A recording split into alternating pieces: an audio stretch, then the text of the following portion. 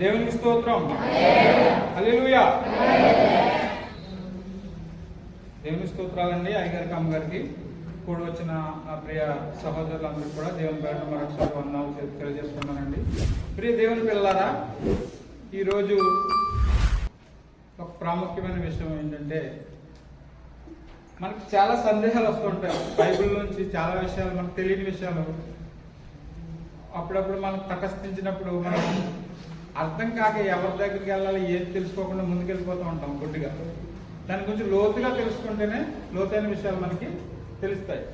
అపోస్తలుల కార్యాలలో ఒక వచనాన్ని రాయించాడు. 13వ అధ్యాయం 22వ వచనం చూసినట్లయితే, దేవుడు దావీదుని నా ఇష్టానుసారుడైన మనుష్యుడు అన్నాడు.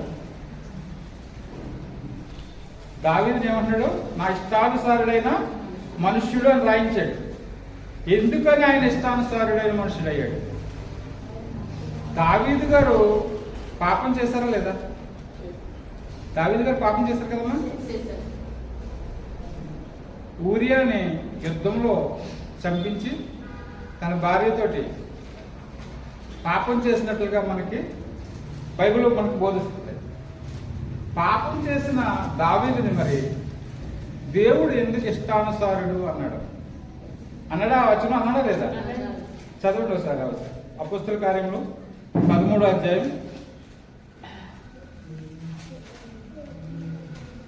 అపోస్తలుల కార్యం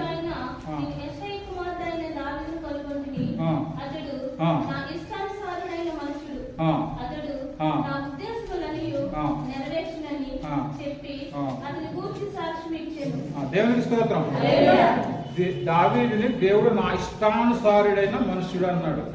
ఇష్టానుసారంగా దేవునికి ఉండాలంటే ఏం చేయాలి? అసలు దేవునికి ఇష్టానుసారంగా మనం ఉండాలంటే ఉండగలం. ఏం చేస్తే మనం ఆయనకి ఇష్టానుసారంగా ఉంటాం? ఒక 4-5 పాయింట్లు చెప్పండి. ముందు ఆయన్ని మనస్ఫూర్తిగా ఆరాధించాలి, ప్రేమించాలి, ఆరాధించాలి హృదయపూర్వకంగా. First number 1. ఇంకా నెంబర్ 2, ఆయన ఆజ్ఞలను గైకొని ఆయన ఉద్దేశాలను తెలుసుకుని మనం జీవించాలి. ప్రతిరోజు ప్రార్థనలో ఆయనతో సహవాసం చేయాలి. ఆయనతో ప్రతిరోజు సహవాసం చేయాలి. అప్పుడు ఆయనకి ఇష్టం అవుతుంది మనం అంటే. ఇంకా చెప్పండి, ఇంకో 2-3 మాటలు. వాక్యాన్ని చదువుతూ వాక్యం రీతిగా మనం మన జీవితాలని మలుచుకోవాలి. ఇంకా ఆయనకి ఇష్టానుసారంగా ఉండాలంటే ఇంకా చెప్పండి. కొన్ని చాలా ఉన్నాయి, చెప్పండి పర్లేదు. ఆయనకి ఇష్టానుసారంగా ఉండాలంటే ఏం చేయాలి? ఆయన నీతిని, ఆయన రాజ్యాన్ని మొదట వెతకాలి. అంతేనా? ఇంకా ఆయన ఏమని మనసులో ఊహించుకుంటున్నాడు, ఆయన మనసుని మనకు తెలిసి ఉండాలి. మనసు ఎక్కడ ఉంటుందంటే ఈ బైబిల్లో ఉంటుంది. ఆయన మనసు ఎక్కడ ఉంటుందండి? ఈ బైబిల్ చదివితే ఆయన మనసు ఏంటి, ఆయన ఏం కోరుకుంటున్నాడో మనకు అర్థమైపోతుంది. ఆయన మనసును తెలిసి ఉండాలి మనం. అప్పుడు మనం ఇష్టానుసారంగా, దేవునికి ఇష్టానుసారంగా మనం జీవించగలుగుతాం. మరి దేవుడు దావీదుని పాపం చేసినా కూడా ఇష్టానుసారుడైన మనుషుడు అని ఎందుకు అన్నాడు? చెప్పాలి. బైబిల్ ఏం చెప్తుందంటే, వెరీ గుడ్, అయ్యగారు చెప్పారు. అయ్యగారే యోసేపు గారు చెప్పారు. ఎందుకు ఆయన ఇష్టానుసారుడు అయ్యాడంటే, బైబిల్ ఏం బోధిస్తుందంటే, నీతిమంతుడు లేడు, ఒక్కడు లేడంట. అసలు నీతిమంతుడు ఈ భూమి మీద ఎవ్వరూ లేరు. నేను నీతిమంతుడిని అని ఎవరైనా అంటే అందరికంటే లీస్ట్లోకి వెళ్ళిపోతాడు ఆయన. ఇంకా అనకూడదు, ఇంకా తిట్టకూడదు మనం. అందరికంటే లీస్ట్లోకి నేను పాపం చేయను, నేను పాపిని కాదంటే అతను ఎలాగే ఎక్కడికి వెళ్ళిపోతాడు? ఫస్ట్లోంచి లాస్ట్లోకి వెళ్ళిపోతాడు.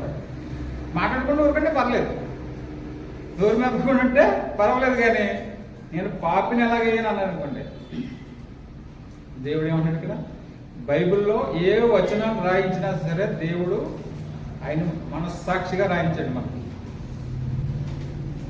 అర్థమైందండి? చూడండి ఆ మాటను చూద్దాం. రోమీయులకు రాసిన పత్రిక 3వ అధ్యాయం 11వ వచనం. రోమపత్రిక 3వ అధ్యాయం 11వ వచనం.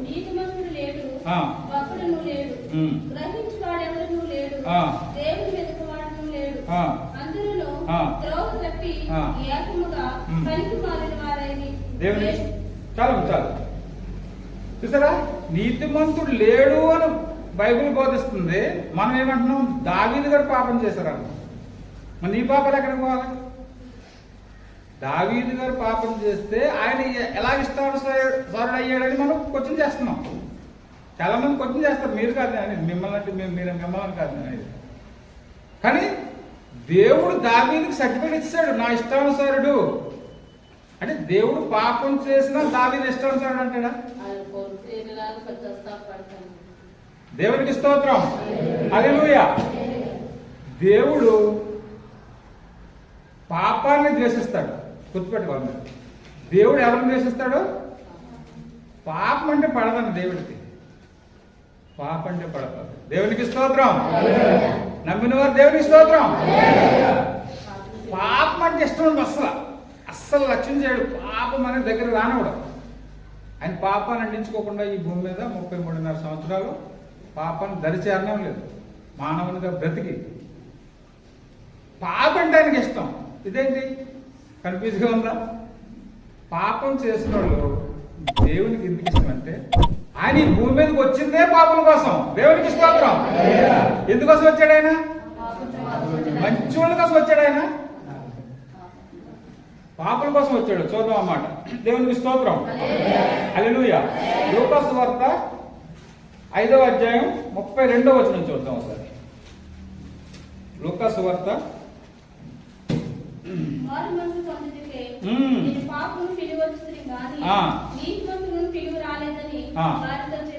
నీతిమంతుల కొరకు ఆయన రాలేదు, సర్టిఫికేట్ చేస్తాడు బైబిల్లో. మరి దావీదు గారి పాపాన్ని మనం ఎందుకు ఎంచుకుంటున్నాం అంటే, దావీదు గారిని హైలైట్ చేసాడు దేవుడు. ఈ రోజు ప్రతి సంఘంలోని యావత్ ప్రపంచం భూమి మీద చర్చిల్లో కానీ ఎక్కడైనా బహిరంగ సభల్లో కానీ దావీదు పేరు ఎందుకు వస్తుంది? ఆయన దేవుడు అలా హైలైట్ చేసి వదిలేశాడు. మరి పాపం చేసినా ఆయన ఎందుకు వదిలేశాడు, అలాగ హైలైట్ చేశాడంటే, ఆ పాపాన్ని ఆయన ఏం చేశాడు? ఆయన ఆ పాపాన్ని ఒప్పుకున్నాడా లేదా? కప్పుకున్నాడా? దేవునికి స్తోత్రం. మొదటి పాపం చేశాడా దేవుడు దావీదు అంటే, మనకి సమూయేలు 2వ గ్రంథం 11వ అధ్యాయం 4వ వచనం ఒకసారి చూద్దాం. సమూయేలు 2వ గ్రంథం.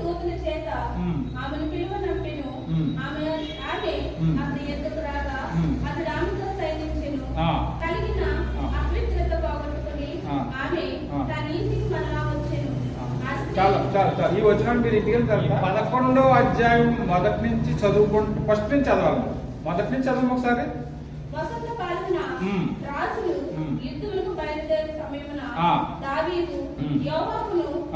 అతని వారిని ఇశ్రాయేలులందరిని పంపగా వారు అమ్మోనీయులను సంహరించి అయితే దావీదు యెరూషలేమునందు నిలిచెను. ఒకనొక దినమున ప్రొద్దుగుంకు వేళ దావీదు పడక మీద నుండి లేచి రాజనగరం మిద్దె మీద నడుచుచు పైనుండి చూచుచుండగా పైనుండి చూచుచుండగా స్నానం చేయు ఒక స్త్రీ కనబడింది. ఆమె బహు చాలా ఇంకొద్దులే, మీరు ఇంటికి వెళ్తారు చదవండి. ఎక్కడ మిస్టేక్ జరిగిందంటే, ఆయన చూడకూడని సన్నివేశాన్ని చూశాడు.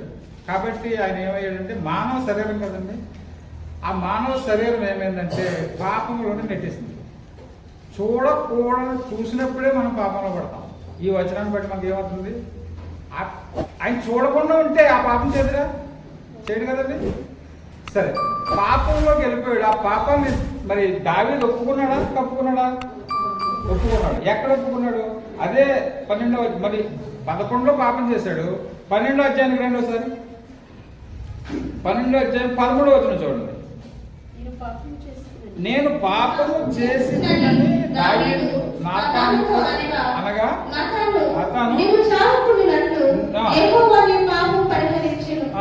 దేవునికి స్తోత్రం. నేను పాపము చేసి తినని ఎవరి దగ్గర ఒప్పుకున్నాడు దావీదు? దేవుడి దగ్గర. నాతాన్ ఎవరు? ప్రవక్త అంటే ఎవరు? ప్రవక్తల పని ఏంటంటే, దేవుడు స్వయంగా ప్రవక్తలకే చెప్తాడు ఏ మాట అంటే. ప్రవక్తలు ఏం చేస్తారు?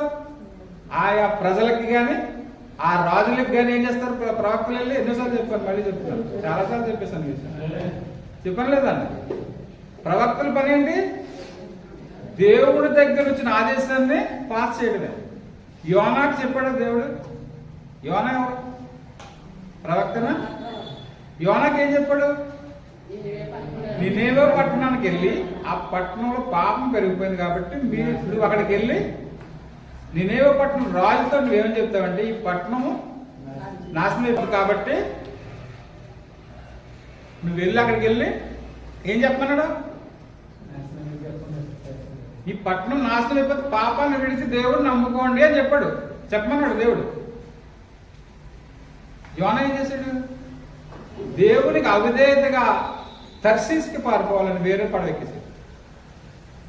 మార్గ మధ్యలో ఏం జరిగిందండి? ఆయనకి పెద్ద తుఫాన్ రప్పించాడు దేవుడు. దేవుడు అనుకుంటే ఏదైనా చేయగలడు. పెద్ద తుఫాన్ రప్పించి ఏం చేశాడు? చీట్లు వేసుకునే స్థితికి వచ్చేసింది. ఎవరో ఎవరో వాళ్ళు అనుకున్నారు, వాళ్ళందరూ అన్యులు. ఆ పడవలో ఉన్న వాళ్ళందరూ ఎవరో అన్యులు. దేవుడు అంటే తెలియదు. దేవుడు తెలిసిన వాళ్ళు పట్టించుకునేవారు కాదు. అలాంటి అన్యుల దగ్గరికి దేవుడు పంపించాడు యోనాని. దర్శించుకు వెళ్ళిపోయి పడవలో ఎక్కించాడు. వాళ్ళు కూడా మారాలి కదా అక్కడ, వాళ్ళు కూడా మారాలి కదా ఆ పడవలో. అప్పుడు ఏం జరిగిందంటే తుఫాను రప్పించాడు దేవుడు. తుఫాను రప్పించి ఆ తుఫాన్లోని చీట్లు వేసుకునే స్థితికి వచ్చేసారు వీళ్ళు. మూఢనమ్మకాలు కదా. ఇది ఎవరి వల్ల వచ్చిందో తెలుసుకుందామని వీళ్ళందరి పేరు మీద చీట్లు రాసేసి కలిపేసి ఆ చీట్లు వేస్తారు. ఎవరి పేరు వచ్చింది అందులో? యోనా పేరు వచ్చింది. యోనా పేరు రావడానికి కూడా కారణం ఎవరు? మీరు మూఢనమ్మకంగా చేశారు, కానీ అది ఏం జరిగింది? దేవుడు దాన్ని వాడుకున్నాడు. వాడుకుని ఏం చేశాడు? యోనా పేరు వచ్చేసింది. యోనా పేరు ఎప్పుడైతే వచ్చిందో పడేయండి, ఇంక దీంట్లో తీసి పడితే కానీ పని అవ్వదు ఇక్కడ అని చెప్పేసి యోనా కూడా ఒప్పుకున్నాడు. నేనే పాపం చేశాను, దేవునికి అవిధేయంగా నేను ఉన్నాను కాబట్టి ఆ పాపం నా వల్ల వచ్చింది కాబట్టి నన్ను పడేయండి. ఆయన బిల్లింగ్ వచ్చాడు. ఎందుకంటే చచ్చిపోవడానికైనా సిద్ధమే, కానీ ఎక్కడికి వెళ్ళడానికి ఇష్టం లేదు. నినేవాకి వెళ్ళడానికి ఇష్టం లేదు ఆయనకి. చూడండి దేవుడు అంటే ఎంత ఆయన ఎంత అవిధేయతలోకి వెళ్ళిపోయాడు చూడండి. ఒక క్షణంలో నినేవే పట్టడానికి వెళ్ళడానికి ఆయనకి ఇష్టం లేదు. చంపేనా తప్ప దేవుడు చంపేంతకేంటండి? నిన్ను వాడుకోవాలంటే ఎప్పటి వరకే నిన్ను వాడుకుంటాడు. మోసే భాగ్యరాజు ఎన్నో యాక్సిడెంట్లో చంపేస్తే ఇక్కడ వాక్యం చెప్పడం వాడుకోవాలి. ఇంకా దేవుడు కొంచెం వాడుకోక కొంచెం మంది పని అది అంతే కదా. మీరందరూ సెలవు, మీరందరూ చేసిన ప్రార్థనలు దేవుడు అంగీకరించి ఇంకా కొన్ని మాటలు మోసే భాగ్యరాజు గారు చెప్పాలి, ఎంతోమందికి జీవితాలకు వెలుగునివ్వాలని చెప్పేసి ఉంచాడని నేను నమ్ముతున్నాను. మరి మీరు నమ్ముతాను లేదు నాకు తెలియదు. కానీ అలాగే యోనాని దేవుడు ఏం చేశాడంటే చంపడానికి ఇష్టపడలేదు. చంపాలని అందులో పడుతుంది. ఎవరైనా చనిపోవాల్సిందే. భయంకరమైన చేపలు ఉంటాయి, భయంకర 2 నిమిషాల్లో ఆకలితో ఉంటాయి. 2 నిమిషాలు మటాస్ చికెన్ దొరికిందో అనుకుంటాడు. యోనా చికెన్ దొరికింది, చికెన్ కాదు, యోనా మీట్ మాంసం దొరికింది అనుకుంటారు. కానీ ఆ చేప ఏం చేసిందంటే తెలుగులో యోనా చేసి 3 రోజులు కడుపులో పెట్టుకుని రాసి దాన్ని ఏం చేసింది, ఒడ్డుకి తీసుకెళ్ళి ఎక్కడ పడేది అక్కడ పడేసింది. అప్పుడు తెలుసుకుని ఆ బుద్ధి వచ్చింది. అప్పుడు దాకా బుద్ధి రాలేదు యోనాకి.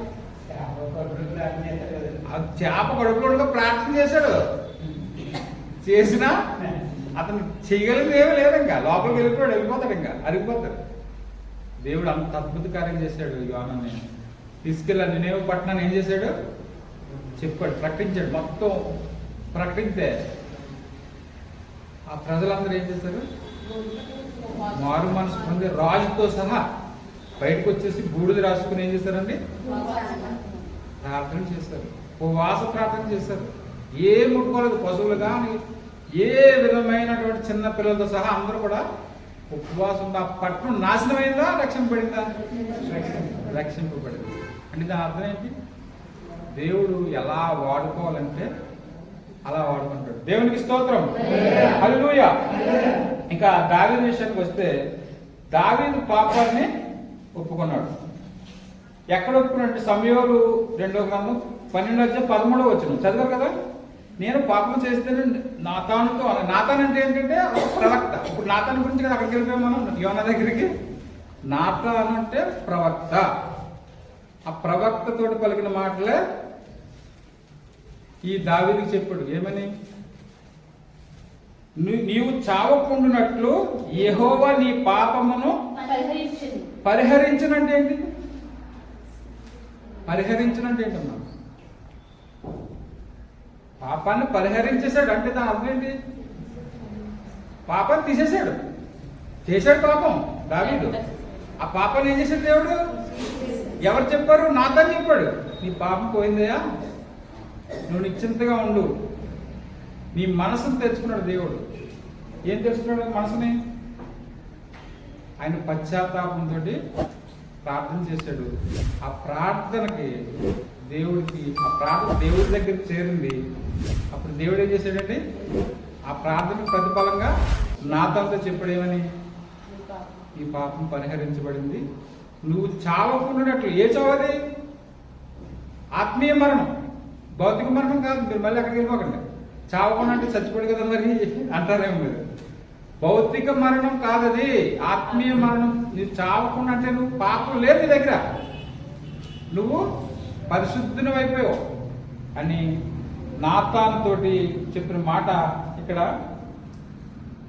ఒకవేళ దావీదు పాపాన్ని ఒప్పుకోలేదు అనుకోండి, మళ్ళీ పాపం చేశాడు అనుకోండి, మళ్ళీ పాపం చేశాడు అసలు దావీదు? దేవునికి స్తోత్రం. మళ్ళీ పాపం జోలికి వెళ్ళలేదు దావీదు. అందుకనే దేవుడు నా ఇష్టానుసారుడు ఎందుకంటే మళ్ళీ పాపాన్ని ఒకసారి వన్స్ ఒప్పుకున్నాడు ఆ పాపాన్ని, మళ్ళీ పాపం జోలికి వెళ్ళలేదు. ఎక్కడ కూడా వెళ్ళినట్టు ఎక్కడ కూడా మనకు కనబడదు.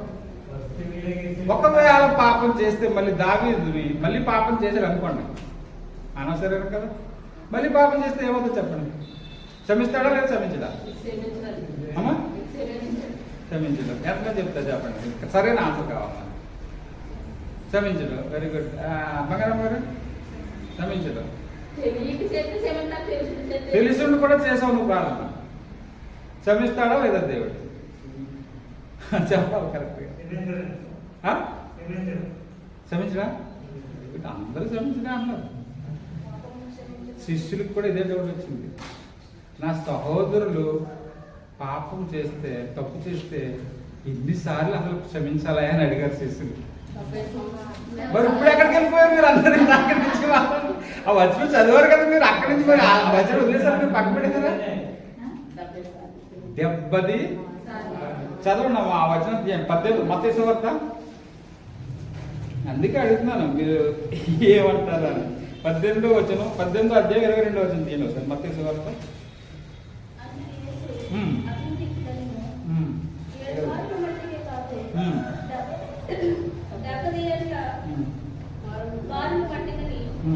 చాలా చూడండి ఇక్కడ పైన ఏమంటాడంటే, శిష్యులు అడుగుతున్నారు, అయ్యా మన సహోదరులు మరి పాపం చేస్తారు, తప్పు చేస్తారు అనుకోండి, అసలు ఎన్నిసార్లు క్షమించాలి? ఒక లెక్క పత్రం ఏముందా? ఒకసారి, 2 సార్లు, 3 సార్లు, 7 సార్లు, 7 సార్లు అని అడిగారు. ఏమన్నా అడిగారు అక్కడ? 7 మార్లు మట్టుకే కాదు అని అడిగారు. 7 మార్లు మట్టుకా అని అడిగారు. 7 మార్లు క్షమించాలా అని అడిగితే అందుకు యేసు ఏమంటాడు చూడండి, అతనితో ఇట్లా నేను 7 మార్లు మట్టుకే కాదు 77 మార్లని నీతో చెప్తున్నా. దేవునికి స్తోత్రం. 77 సార్లు క్షమించగలం మనం, మన లైఫ్ అయిపోతుంది, మన జీవితం అంతా అయిపోతుంది. ఒక మనిషిని యోసేపు తప్పు చేశారు అనుకోండి, ఒకసారి క్షమించేసాను నేను, మళ్ళీ ఒక నెల తర్వాత మళ్ళీ తప్పు చేశారు, క్షమించేసాను, ఒక 2 సంవత్సరాలు మళ్ళీ తప్పు చేశారు, క్షమించేసాను. అలాగే 77 సార్లు క్షమించాను అనుకోండి యోసేపు గారు, నేను ముసలాడు అయిపోతాను, వెళ్ళిపోతాను నేను, ఆయన ముసలాడు అయిపోతాడు. అవునే కదండి? అంటే దీని అర్థం ఏంటి? ఎంత లాజిక్ పెట్టాడు దేవుడు అంటే దీనికి అర్థం లేదు. 77 సార్లు మనం క్షమించగలం ఒక మనిషిని. 77 లెక్క పెట్టు, రాసుకోను. ఒక రోజు నేను క్షమించాను, 2 రోజులు క్షమించాను, 3 రోజులు క్షమించాను, రాసుకుంటూ నీ జీవితం అంతా అయిపోతుంది. కానీ ఆ 77 సార్లు మాత్రం కంప్లీట్ అవుతుంది. ఎందుకు ఈ మాట రాయించాడంటే మనిషి క్షమించమంటున్నాడు ఎన్నిసార్లు అంటే. దావీదును కూడా మళ్ళీ పాపం మళ్ళీ క్షమించేది. అయితే మనం ఏం చేయాలి? ఇప్పుడు పాపం చేసామండి కాల, రేపు మళ్ళీ క్షమించమని అడిగేసాం, పాపం పోయింది, ప్రవక్త వచ్చాడు మనతో చెప్పాడు, ప్రవక్తలు ఇప్పుడు లేరులే, మనకు దేవుడు కనిపించాడు. పాపం చేసాం, మనం పాపాన్ని క్షమించమని అడిగాం దేవుడి సన్నిధిలో. అసలు మనం పాపాలను ఎక్కడ ఒప్పుకోవాలి చెప్పండి? మనం చేసిన పాపాలను ఎక్కడ ఒప్పుకోవాలి? ఈ మైకుని పట్టుకుని ఇక్కడ నిలబడి అయ్యా నేను ఈరోజు పాపం చేశానని చెప్పాలా? అస్సలు చెప్పాల్సిన పని లేదు. ఎందుకు చెప్పాల్సిన పని లేదు తెలుసా? రహస్యమందు నీ తండ్రికి మాత్రమే మొరపెట్టమన్నాడు దేవుడు. నువ్వు చేసిన పాపాన్ని మోకరించి ఎవ్వరికి చెప్పొద్దు. దైవజనులు కూడా ఎవ్వరికి చెప్పాల్సిన పని లేదు. నువ్వు పరలోక తండ్రికి నువ్వు ప్రార్థన చేసుకో ఒకసారి. అయ్యా నేను ఈరోజు ప్రార్థన చేశాను, నేను పాపం క్షమించాను అని చేసుకుని మళ్ళీ తర్వాత నువ్వు పాపం చేసావు అనుకో, అప్పుడేంటి పరిస్థితి? క్షమిస్తాడు లేదా?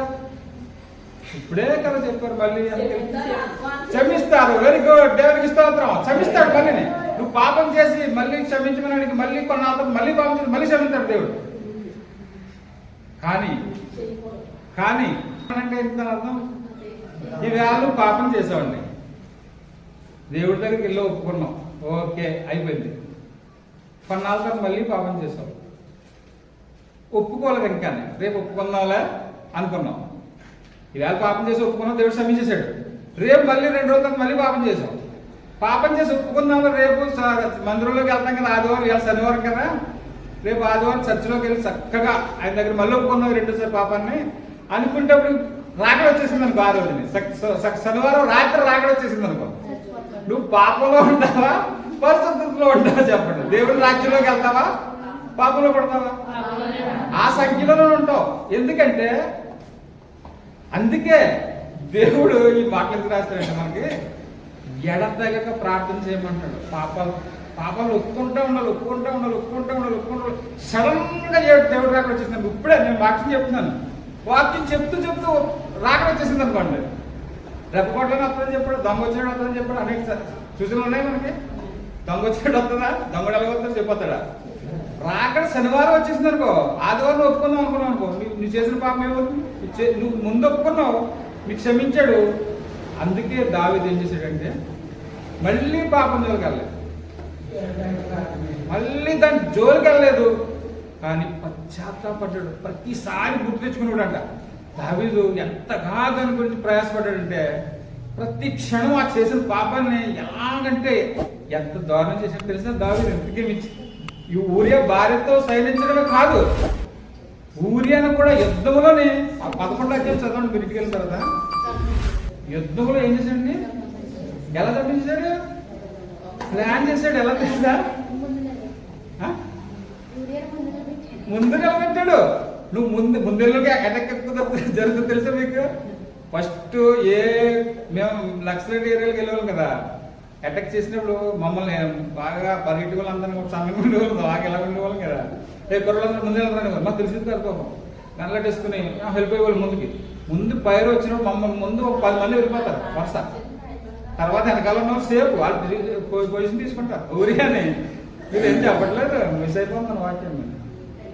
ఊరియాని ఏం చేశాడంటే దావీదు ముందు లైన్లో పెట్టండి అండి, తీసుకెళ్ళి ఫస్ట్ లైన్లో పెడితే ఏమవుతుంది? ఫస్ట్ అక్కడ జరుగుతుంది, ఫినిష్ వెళ్ళిపోతారు పైకి. ఎంత దారుణమైన ఆలోచించాడండి దావీదు.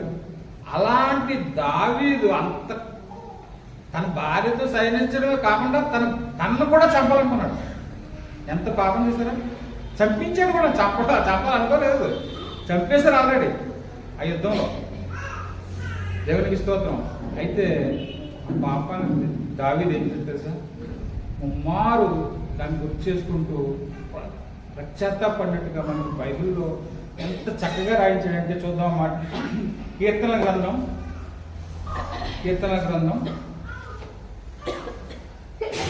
51వ కీర్తన చూడండి.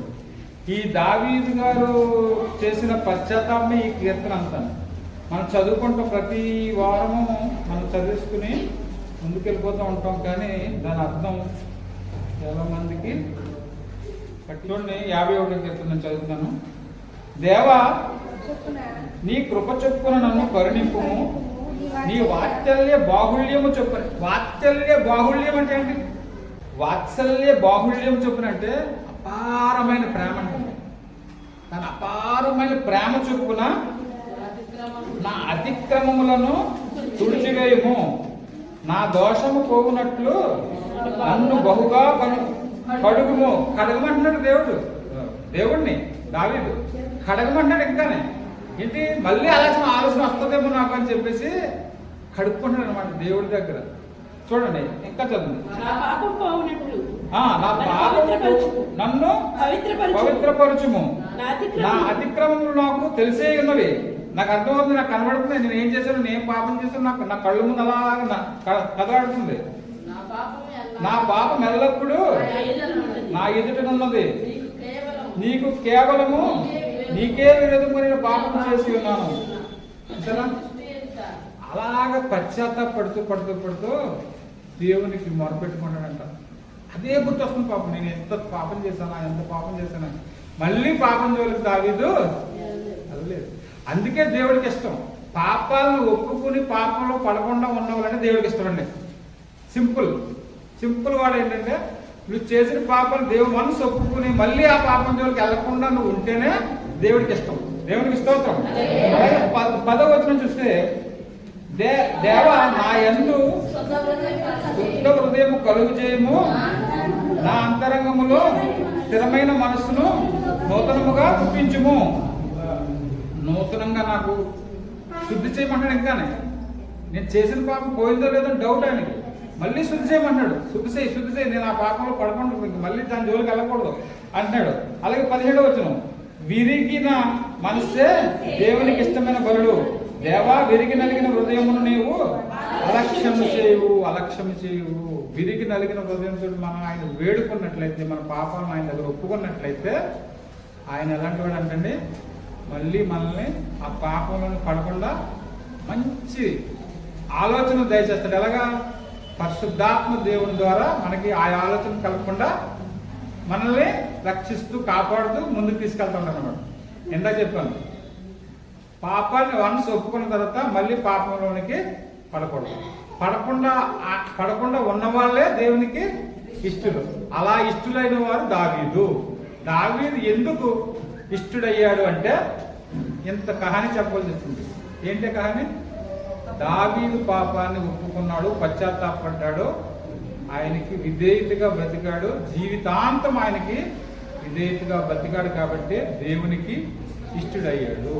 మనం కూడా పిల్లల దేవునికి ఇష్టలుగా ఉండాలనుకుంటే వన్స్ పాపాన్ని ఒప్పుకొని దేవుని పాదాల చెంత పెట్టి ఆ పాపంలో మళ్ళీ నేను పడకుండా పరిశుద్ధాత్మ సహాయాన్ని దయచేయమని మనం అందరం అడగగలిగే స్థితిలో మనం ఉంటే ఖచ్చితంగా దేవుడు మన పాపాలను తుడిచివేసి మళ్ళీ అలాంటి ఆలోచనలు కలగకుండా మనల్ని ఏం చేస్తాడండి, మన జీవితాంతం కూడా ఆయన మనల్ని కాపాడుకుంటూ ఆయన నిత్యరాజ్యంలోనికి ప్రవేశిస్తాం. ఒక్కసారి పాపం కానీ మళ్ళీ అంటుకుందా మళ్ళీ అదే స్థితికి వెనక్కి వెళ్ళిపోతాం, మళ్ళీ ఆ పాపంలో పడిపోతాం. అలాంటి ఆలోచనలు కలగకుండా మనం మన జీవితాలని మలుచుకుంటూ దావీదులాగా జీవించాలి. ఎలాంటి వాడిని గొర్రెలు కాచుకుని దావీదుని ఎంత మహారాజుని చేసేటంటే దానికి కారణం ఏంటి? ఆయన చేసిన విధేయత అన్నమాట. దేవుని పట్ల ఆయన చూపించిన విధేయత. ఆయన ఇష్టడుగా ఉన్నాడు కాబట్టి మనం కూడా దేవునికి ఇష్టలుగా బ్రతకడానికి ప్రయాసపడదాం పిల్లరా. ఈ కొద్ది మాటలు దేవుడు దీవించినగా. దేవునికి స్తోత్రం, స్తోత్రం, దేవునికి స్తోత్రం, హల్లెలూయా.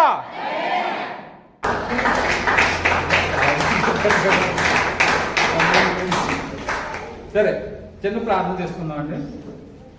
ప్రేమ గల మా తండ్రి, కృప గల మా రక్షక, ఇదిగో నాయన తండ్రి, నీ బిడ్డలు మా తండ్రి ప్రభు, నువ్వు ఇచ్చిన జీవ వాక్కులోంచి నాయన కొన్ని మాటలు నాయన మేము ఈ దినాన్న మరి జ్ఞాపకం చేసుకుని ఉండగా మా యొక్క ఆవేదనలు మీ చెంతకు చేరాయి మేము నమ్ముతున్నాం తండ్రి.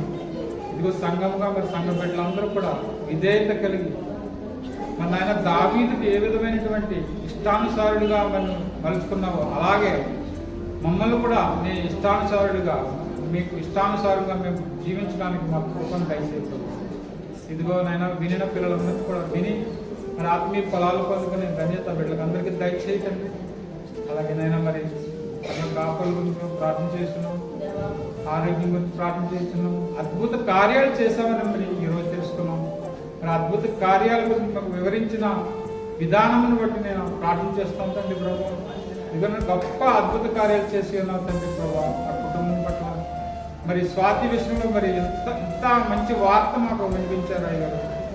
అటు రీతిగా మరి ఆ బిడ్డ కూడా మరి విధేయత కలిగి తల్లిదండ్రుల పట్ల ఆ యొక్క విశ్వాసాన్ని, ఆ యొక్క నమ్మకాన్ని మరి వమ్ము చేయకుండా డాడీకి మరి విధేయులుగా జీవితాంతం కూడా మరి వాళ్ళు గుర్తు చేసుకునేలాగా మంచి గొప్ప పని చేసి ఉన్నారు తండ్రి. అలాగేనైనా బిడ్డలు మరి అనేక వ్యాధులతో ప్రార్థన చేసి ఉన్నారు. సాక్షులుగా మరి మేము చెప్పి ఉన్నారు తండ్రి. కొంతమంది అయితే రహస్యంగా మరి ప్రార్థన చేసి ఉన్నారు. ప్రతి ఒక్కరి ప్రార్థన ఉన్నది మీరు దానికి ప్రతిఫలాన్ని దయచేయండి తండ్రి. అలాగే బిడ్డలు ఎంతో శ్రద్ధాశక్తులతో ఆయన వీలైన మాటలను ఫలింపజేసి 30 100 వాళ్ళ హృదయాల్లో మరి ఫలాన్ని పొందుకునే ధన్యత వారికి దయచేసి. అనారోగ్య బిడ్డల గురించి మేము ప్రార్థన చేస్తున్న తండ్రి. ప్రతి అనారోగ్యంలో బిడ్డలు ఆయన ముఖ్య స్వస్థపరచండి. స్వస్థపరచేవాడు, గాయపరిచేవాడు మేమైతే తండ్రి. ఇవన్న మా పట్ల ఎంతో అద్భుత కృపను చూపించావు. భయంకరమైన యాక్సిడెంట్ తప్పించావు తండ్రి ప్రభు. మీకు స్తోత్రాలు చెల్లించుకుంటున్నాను తండ్రి. దైవజనుల పట్ల నేను ఎంతో విధేయతగా ప్రార్థన చేసి నా ప్రార్థన ప్రతిఫలాన్ని ఇచ్చావు తండ్రి ప్రభు. ఆయన ఆరోగ్యం మెరుగుపడుతున్న ఆ రోజైతే మేము చూడలేకపోయిందండి ప్రభు. అంత భయంకరమైన సన్నివేశం మమ్మల్ని బట్టెక్కించడానికి కూడా మన కృపను చూపించావు. ఇదిగో నాయన సంఘ బిడ్డలందరూ ప్రార్థన విన్నారు. ప్రతి ఒక్కరిని మన ప్రభుత్వం మరి వాళ్ళకి ఎవరైతే నా గురించి ప్రార్థించారు, ఎవరైతే నా గురించి ప్రార్థించలేకపోయారో వాళ్ళని కూడా జ్ఞాపకం చేసుకుంటాను. ఈ కొద్ది మాటలు, ఈ కొద్ది సాక్ష్యాన్ని పెడుతున్నాను. అలాగే నాయన మా ప్రార్థన ప్రతిఫలాన్ని దయచేయాలి. అది ప్రార్థిస్తున్నాము.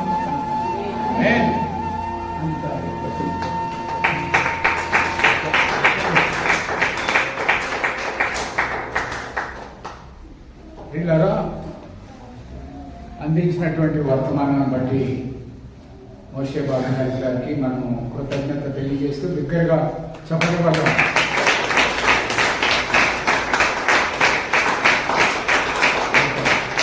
అంటే ఇక్కడ ఈ బలిపీఠం మీద వాక్యం చెప్పి వారు వెళ్తారు కదా, కిందకి దిగి వెళ్తారు. వెళ్ళేటప్పుడు కానుకలు పెట్టేసుకుందాం ఇది కాదండి. మా పిల్లలు నడిపించినా ఎవరు నడిపించినా ముందు వాక్యానికి, వారు చెప్పిన వాక్యానికి మనము స్పందించాము, దానికి విధేయత కలిగి ఉండాలి. వాళ్ళు ఎంతో భయపడి వాక్యాన్ని సిద్ధపరచుకుని మీ అందరికీ చెప్పడానికి వచ్చినటువంటి వారిని మనము చాలా అభినందించాలి. దేవుడికి స్తోత్రాలు చెప్పాలి. అయితే ఈ అంశం ఏమిటంటే, ఈ అంశాన్ని మనం ఒకసారి గుర్తు చేద్దాం. దావీదు గారు మరలా పాపం చేసినట్లుగా ఎక్కడా లేదండి. ఎక్కడైనా ఉందా? ఆ బెత్షెబాతో చేసిన పాపం తప్ప అప్పటికి పాపమే, ఆయన శాపం కూడా కాదు. ఆయన అప్పటికి ప్రభుని అంతగా ఇష్టపడేవాడు కాదు. ఒకసారి దావీదు కీర్తనలో మీరు ఆలోచన చేయండి. ఆలోచన చేస్తే కొండల తట్టు నాకు కళ్ళిచ్చున్నాను, నాకు సహాయము ఎక్కడి నుంచి వచ్చినంటే అప్పటికి ఆయన ప్రభువులే లేడండి. మా తాత ముత్తాతల దేవుడా, నేను అట్టడుగులో కొండ అడుగు భాగంలో ఉండిపోయాను ఆయన. మరి మా తాత దేవుడా, మా అమ్మమ్మ దేవుడా, మా అమ్మ దేవుడా, నువ్వు నన్ను కాపాడని ఆయన ఆ ప్రార్థన చేశాడు 121వ కీర్తనలో. అప్పటికి ప్రభుని తెలుసుకోలేదు ఆయన. ప్రియులారా, అంటే నేను ఇక్కడ ఉన్న వారందరూ కూడా మనము మరలా ఏదైనా తప్పిదం చేస్తే పాపం వస్తుందని అనుకోకండి సుమా. పాపం రాదండి, దోషం. పాపానికి క్షమాపణ ఉంటుంది. ఎన్నిసార్లు పాపం చేసినా, నువ్వు రక్షణ పొందకుండా ఎన్నిసార్లు పాపం చేసినా నీకు క్షమించే సోర్స్ ఉన్నాయి. దేవుడు క్షమించగలడు. నువ్వు రక్షణ పొందిన తర్వాత నువ్వు గుడికొచ్చి మోస్ట్ సీనియర్ విశ్వాసిగా ఉన్న నీవు మరి మరలా నువ్వు ఏదైనా చేస్తే నీకు పాపం కాదు వచ్చేది, దోషం. దోషికి మరణ శిక్ష, పాపికి క్షమాపణ ఉంది. అంతేనండి. దావీదు మరలా ఎప్పుడూ ఏమీ చేయలేదు. ఆ బెత్షెబాతో చేసిన పాపాన్నే ఆ బైబిల్ గ్రంథంలో అక్కడితో ఆయన ఏం చేశాడంటే తుంచివేసుకున్నాడు పాపాన్ని. తర్వాత ఏం చేశాడంటే అతను పరుపు తేలియాడేలాగా ప్రార్థన చేశాడట. అది ఎప్పుడు చేశాడు? బెత్షెబాతో పాపం చేసిన తర్వాత. బెత్షెబా గురించి మనము ఆలోచన చేస్తే ఆ సంఘటన ఎలాంటిదంటే యుద్ధానికి పంపించాడు ఆయన. యుద్ధ సైన్యం పక్కనే ఆ యుద్ధానికి రెడీగా ఉన్న సమయాల్లో ఈయన అలా చేయటం చాలా దౌర్భాగ్య స్థితి. ఎన్ని జరిగినాయో తెలుసండి. ఒక ఆ యొక్క బెత్షెబాతో చేసిందే కాకుండా మరలా ఇంకొకటి అబద్ధాలు ఎదురని, తర్వాత దాని వెనకాల మరణం కూడా జరిగింది. ఇన్ని జరిగినాయి.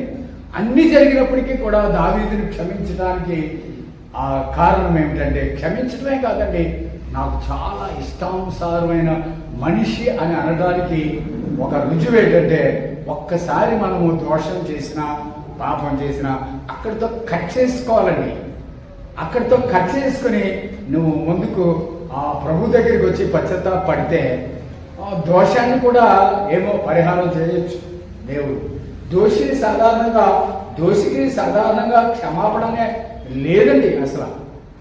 దోషిని మరలా మనము దేవుడు ఏదో చేస్తాడు, ఏదో సోర్స్ ఉన్నాయి, ప్రభు మనల్ని ఎలాగైనా మరి చేస్తాడు అని అంటే ఈ భూలోకంలో లేదు. కానీ ఆయన రాజ్యం దగ్గరికి వెళ్ళేటప్పుడు ఈ లోకంలో నువ్వు చేసిన దాన్ని పశ్చాత్తాపడి నువ్వు దేవుని దగ్గరికి వచ్చి నువ్వు పదే పదే జ్ఞాపకం చేసుకుని క్షమాపణ హృదయంతో నా దోషాన్ని పరిహరించి అన్నాడు కదండి. నా దోషములన్నీ నా యొక్క తల మీదుగా ఉన్నాయి నాయన, నేను దోషిని నాయనాన్ని కూడా ఒప్పుకున్నట్లుగా అక్కడ ఉన్నది. కనుక మనము ఒకసారి తప్పు చేయటం అనేది మానవుడికి సహజమే, రెండోసారి చేయటం అనేది సహజమే, మూడోసారి చేయటం అనేది సహజమే. అప్పుడు ఏమైపోతాడు? డాక్టర్ ఏం చేస్తాడు? ఒక ఇంజెక్షన్ చేస్తాడు, అది సక్సెస్ అవ్వదు. ఇంకొకటి వైద్యం చేస్తారు, వాళ్ళు చనిపో ఉండొచ్చు.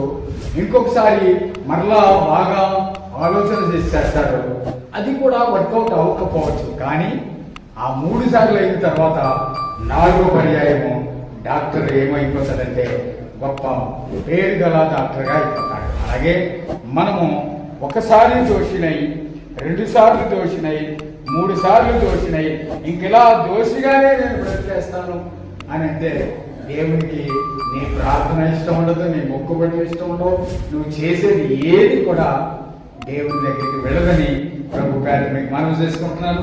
కొద్ది మాటలైనా చక్కటి సారాంశాన్ని చెప్పారు. ఎందుకంటే ప్రస్తుత పరిస్థితిలో ఈ పాపము బాగా ఏలుబడి చేస్తుంది కనుక యేసు ప్రభు వారి భూలోకానికి వచ్చి ఆయన అన్నారు, మోసే భాగ్యరాజు గారు, యేసు ప్రభు ఈ భూలోకానికి వచ్చి ఒక మానవ అవతారంలో మానవుల మధ్య మసికొని మానవుల దగ్గర సంచారం చేసి పాపానికి మాత్రం ఎట్టి పరిస్థితిలో చోటు ఇవ్వలేదన్నారు. దేవునికి స్తోత్రం.